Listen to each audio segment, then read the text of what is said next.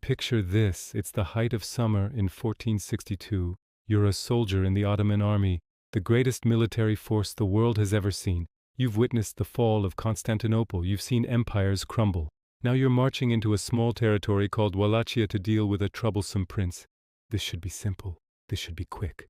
Then the wind shifts. You catch a scent. Decay. Something putrid. Something wrong. The formation slows. Your scouts have gone silent.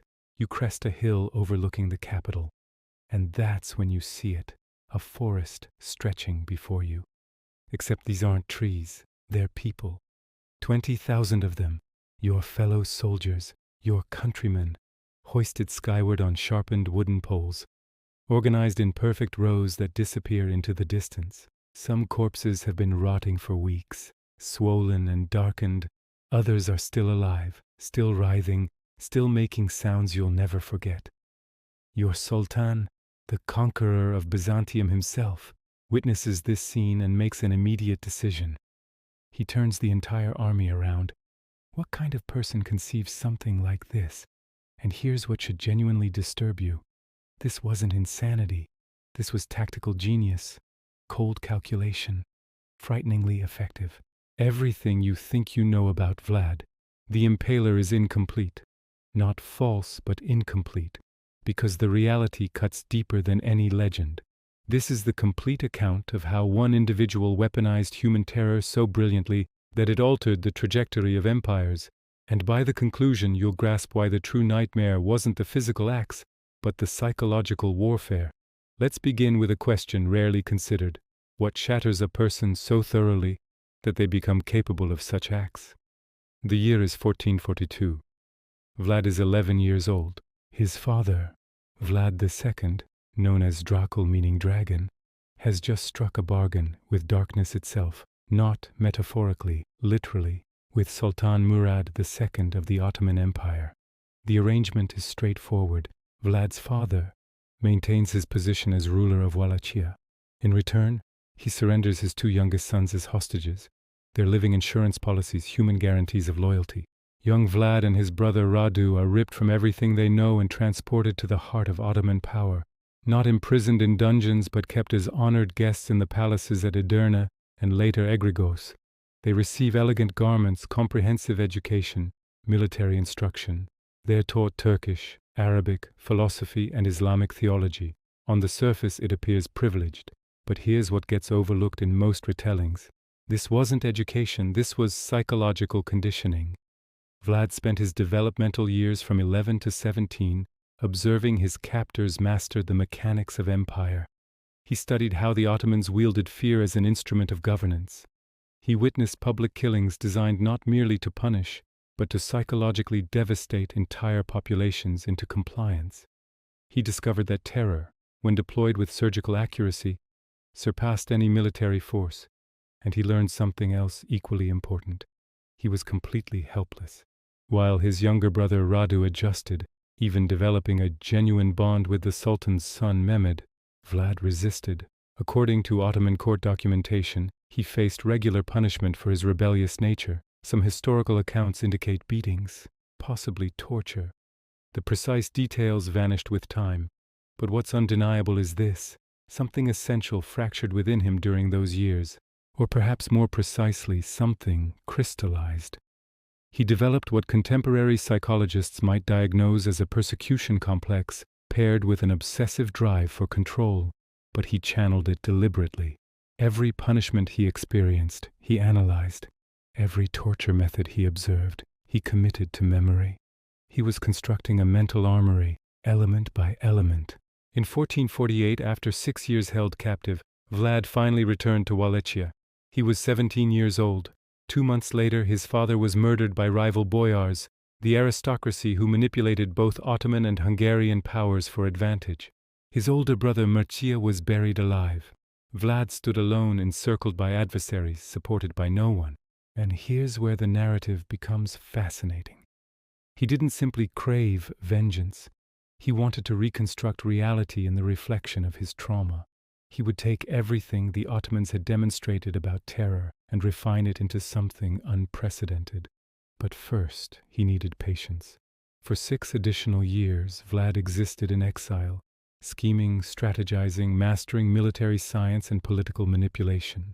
And in 1456, with Hungarian support, he finally claimed the Wallachian throne. The transformation was about to begin. If you're captivated by the documented psychological breaking points that forged history's most infamous figures, make sure to subscribe. We're only beginning to explore how this broken child became something far more terrifying than his captors ever conceived. Vlad's coronation banquet in 1456 should have marked a celebration. Instead, it established the template for everything that followed. He invited the boyar families, the identical nobility who had engineered his father's assassination and buried his brother alive. Hundreds appeared in their most luxurious attire, assuming they were present to swear allegiance to the new prince. The grand hall was adorned magnificently. Wine circulated abundantly. Then during the feast, Vlad rose and posed a straightforward question. How many Wallachian princes have you witnessed during your lifetime? The elder boyars responded with pride. Some boasted of remembering 12 different rulers. They were showcasing their endurance, their political cunning, their capacity to outlast any prince who occupied the throne. Vlad smiled. Then he issued an order. Every boyar who had responded was seized immediately. But here's where you observe the systematic mind operating. He didn't execute them, not immediately. Instead, he divided them into 2 categories based on age and physical condition. The older ones, the masterminds behind his family's annihilation, they were impaled instantly outside the palace perimeter, not swiftly. The stakes were precisely positioned to bypass vital organs, guaranteeing they would perish slowly across hours or days. Their agonized cries provided the background music for what happened next. The younger, healthier boyars and their families were stripped of their aristocratic clothing and forced to march 50 miles north to the devastated Poenari castle.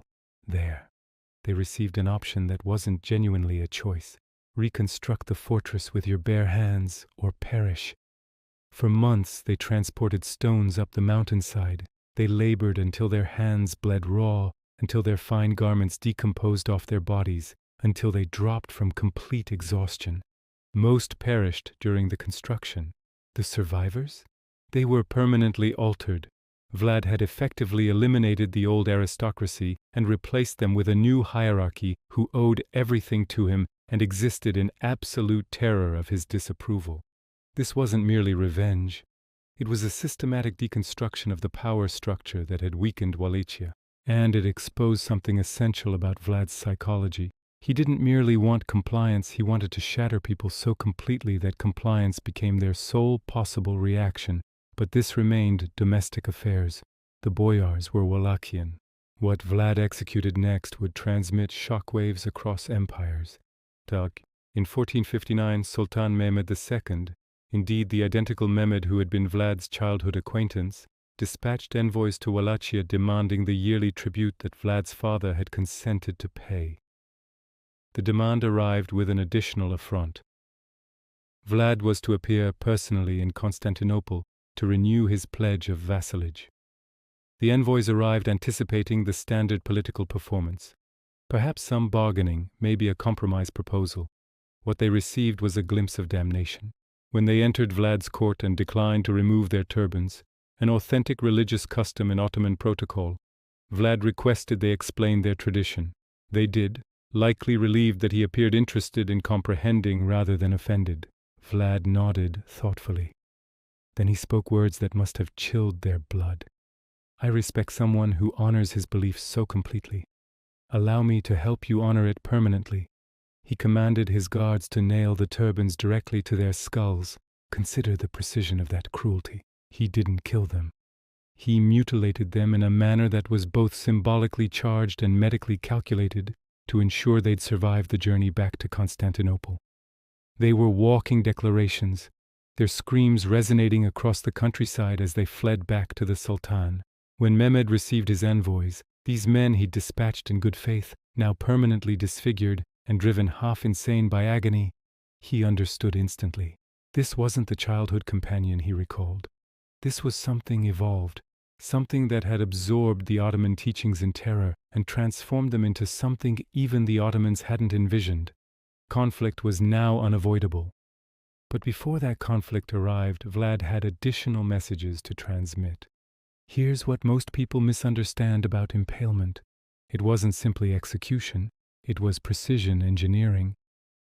The common perception, a stake driven straight through the torso, would kill almost immediately. That nullifies the entire objective. Vlad's technique was far more sophisticated and infinitely more brutal. Based on contemporary medical examination of the descriptions in surviving Ottoman records, here's how it actually functioned. First, the victim was positioned face down. The stake, meticulously selected, blunted at the tip, and thoroughly lubricated, was inserted through the rectum. But here's the critical detail: it was inserted at a specific angle designed to avoid all major organs and blood vessels. The victim was then gradually raised vertical, and gravity completed the work. Over the span of hours, or occasionally days, their own body weight would force the stake progressively upward through their torso. The trajectory was calculated to bypass the heart, lungs, and major arteries. In some documented instances, the stake would ultimately emerge through the shoulder or chest, but the victim could survive for up to 3 days. Why this technique? Because Vlad grasped something that modern psychological warfare specialists now validate. Observing prolonged suffering is exponentially more traumatizing than observing quick death. A battlefield decapitation is horrific but brief. Impalement was a performance that extended for days, complete with screams audible across entire valleys. But the physical execution was only one element. The true brilliance, if we can employ such a twisted term, was in the presentation. When Vlad impaled victims, he executed it in public squares, along major thoroughfares, outside city entrances, anywhere that would maximize visibility. He understood that word of mouth and gossip would multiply the psychological impact far beyond the actual victim count. One impalement witnessed by 100 people would generate 100 narrators, each of whom would inform 100 more. And he refined the symbolism continuously. Stakes were varying heights based on social rank. Peasants near the earth, nobles elevated, the tallest reserved for enemy leaders. This created a grotesque visual hierarchy that reinforced his message. Everyone occupies a position in my realm, and everyone will suffer according to their status. In some records, he arranged impaled victims in geometric configurations, circles, stars, concentric rings. This wasn't random cruelty, it was a demonstration of dominance. It communicated, I possess so much authority that I can transform human suffering into design. There's a German publication from 1462, admittedly propaganda, but grounded in eyewitness testimony from Saxon traders in Wallachia, that describes Vlad feasting among the impaled. He allegedly had a table positioned in the center of a field of stakes, consumed his meals surrounded by dying men, and appeared to relish the experience. Whether this specific event occurred exactly as described remains debatable, but what's not debatable is the psychological communication. I am so far removed from your comprehension of human conduct that your horror doesn't affect me. The Saxons, who maintained their own complex relationship with Vlad, distributed these publications widely. They were among the first mass-produced horror narratives in European history, complete with woodcut illustrations. These images, primitive but powerful, circulated across Europe and solidified Vlad's reputation. But here's the question nobody was posing. Was any of this actually working? Was terror genuinely an effective military approach? Or was Vlad simply a sadist with authority? The answer materialized in the summer of 1462, and it would demonstrate that Vlad's methods weren't just effective. They were devastatingly so. Sultan Mehmed II had finally reached his limit. By early 1462, Vlad had not only refused to pay tribute, but had initiated raids deep into Ottoman territory south of the Danube. In one particularly savage campaign, he crossed into Ottoman lands with a limited force, and according to his own correspondence to the Hungarian king, eliminated over 23,000 people. He even maintained a body count, categorizing victims by age and gender. Mehmed, who had conquered Constantinople at age 21, who had crushed rebellion after rebellion, who commanded the most formidable military machine on earth, decided to personally address the Wallachian situation. In the spring of 1462, he assembled an army estimated between 60,000 and 90,000 men. The precise number is lost to history, but even conservative calculations put it at more than triple Wallachia's entire military-age male population. This wasn't an invasion, it was an extermination campaign. Vlad had perhaps 20,000 to 30,000 men total, many of them peasant recruits with minimal training. A conventional engagement would be a slaughter. So Vlad did what he'd been strategizing since childhood. He refused to provide them a conventional engagement. As the Ottoman army penetrated Wallachia, they discovered nothing. Abandoned villages, contaminated wells, incinerated fields. Every potential source of sustenance and water had been systematically eliminated. Vlad had commanded his own population to evacuate their homes and withdraw into the forests and mountains, bringing their livestock with them. The Ottoman supply lines extended longer and longer, and then the nocturnal raids commenced. These weren't typical skirmishes. Vlad had trained specialized units in guerrilla tactics. Small groups of men, perhaps 50 to 100, would attack Ottoman camps in the dead of night, eliminating sentries, igniting fires, and vanishing before any organized response could materialize. They targeted supply wagons, pack animals, ammunition reserves. The objective wasn't to defeat the army, it was to make them paranoid, exhausted, and demoralized. But the masterpiece arrived on the night of June 17, 1462. Vlad had learned from captured Ottoman soldiers that Sultan Mehmed himself was encamped near Targoviste with his personal guard, the elite Janissaries. This was an opportunity that would never recur.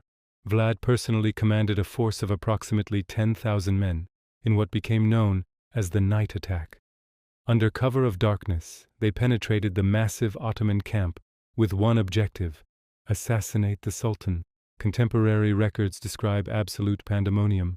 The Wallachians were dressed in captured Ottoman uniforms and possessed enough Turkish to create confusion.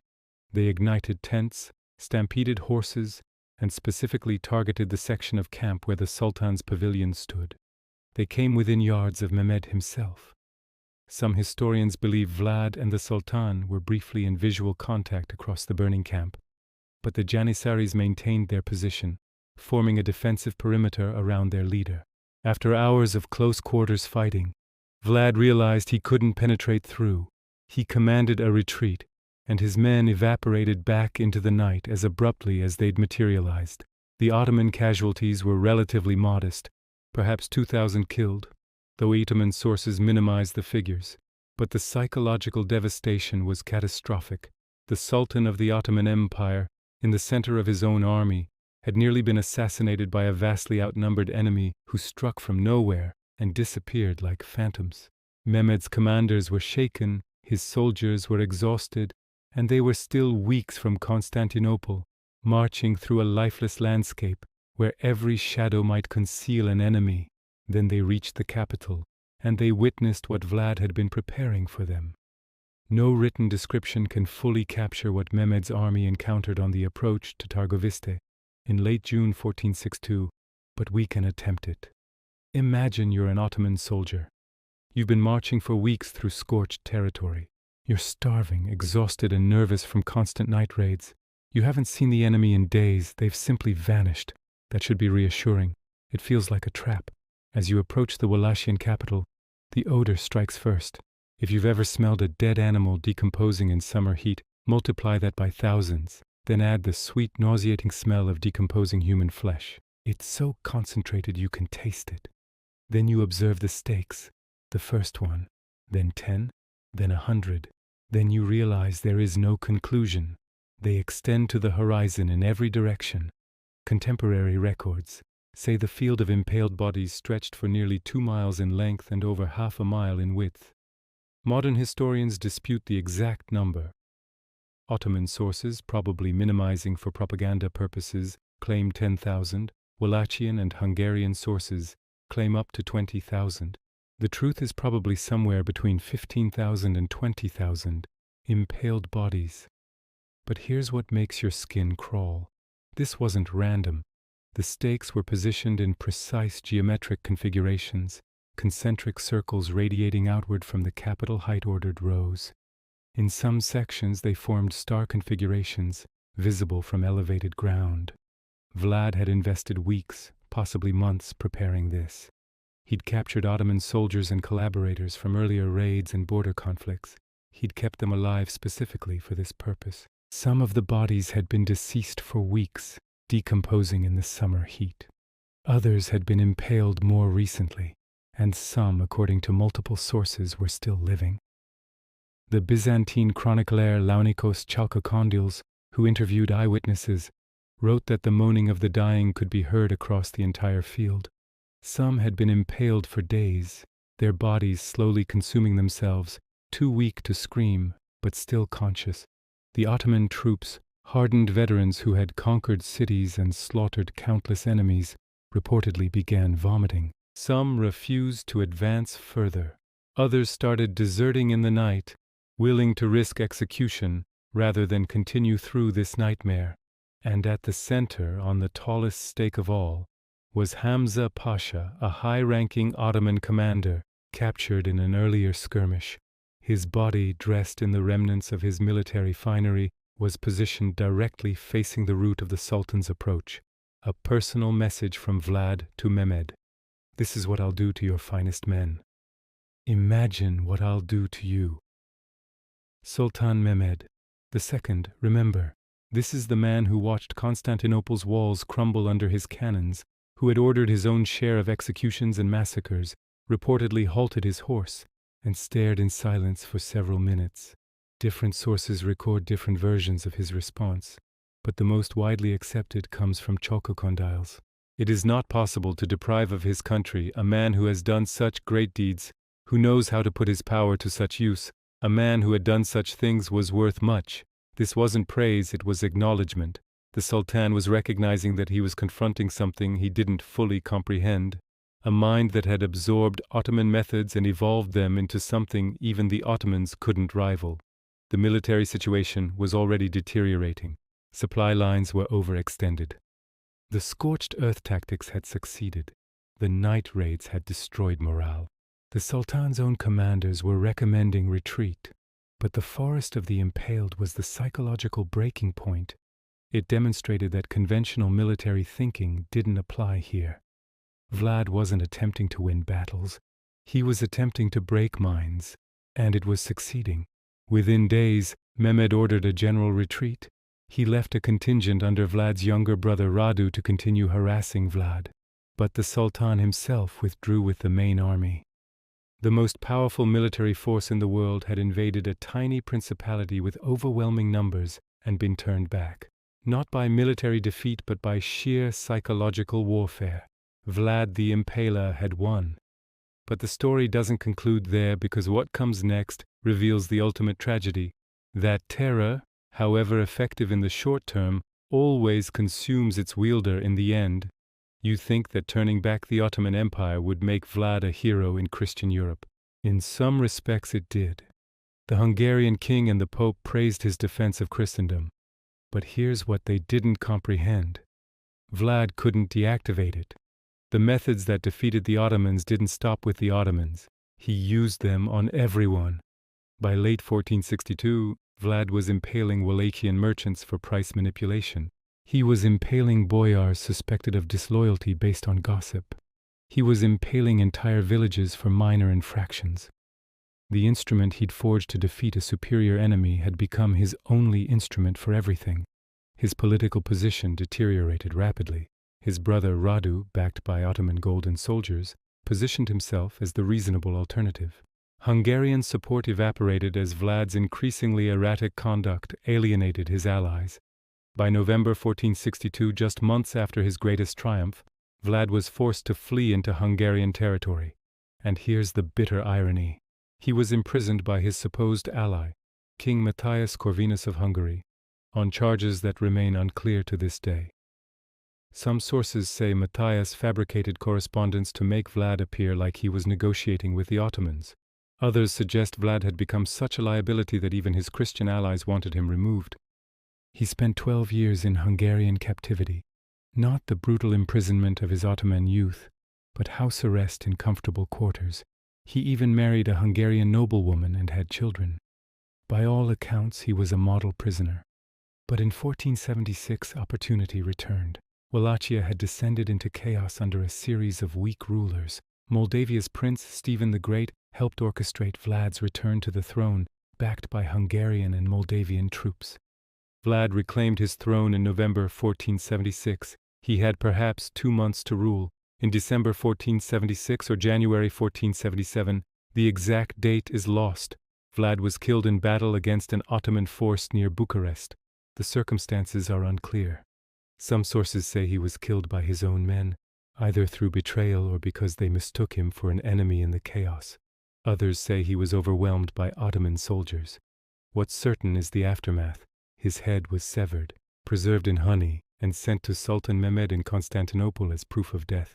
After everything, the terror, the impalement, the psychological warfare, Vlad ended up as a trophy, displayed for mockery in the capital of the very empire he'd fought his entire life. His body was allegedly buried at Snagov Monastery on an island in Romania. Excavations in the 1930s found a tomb, but it was empty. To this day, no one knows where Vlad's actual remains are. So what do we make of this story?